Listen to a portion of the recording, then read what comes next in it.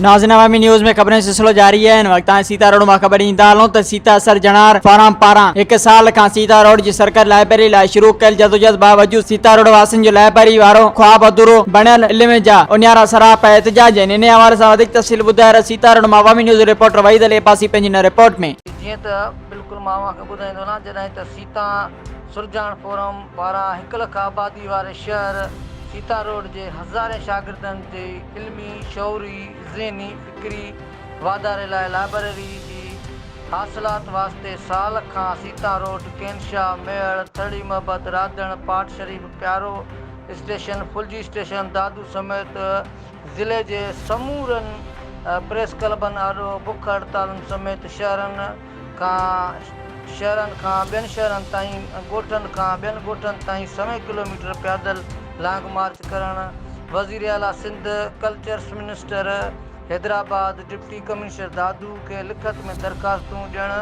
ऐं deputy commissioner दादू सां रूबरू कयल ॻाल्हि ॿोल बावजूदि सीता रोड वासी इल्म जा उन्यारा लाइब्रेरी लाइ हुकुमराननि खे जाॻाइण लाइ साल खां लगातार जिदोजहद जे मैदान में आहिनि। इन सिलसिले में सीता सुरजाण फोरम जे बानी मशहूर मेमून जी अॻुवाणी में नेशनल बैंक खां प्रेस क्लब सीता रोड ताईं रैली कढी वई। रैली में शरीक मशहूर मेमून तनवीर पाटराई मासूम ज़ैनब मशहूर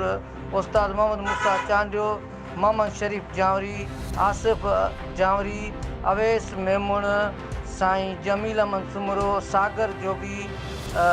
समेत ॿिया सीता रोड जे अवाम लाइब्रेरी क़ाइमु करियो जा उबॾारींदा नारा हणंदा रहिया। प्रेस क्लब त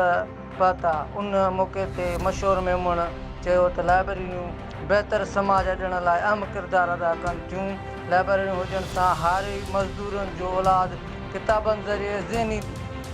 आप्यारे करे आला उहिदनि ते पहुची सिंध संवारण लाइ पंहिंजे हिसे जी बेहतर किरदार अदा करे सघनि था। जी मज़ीद खबरों और तफसीलात के लिए विजिट करें हमारी वेबसाइट www.awamiNewsHD.com।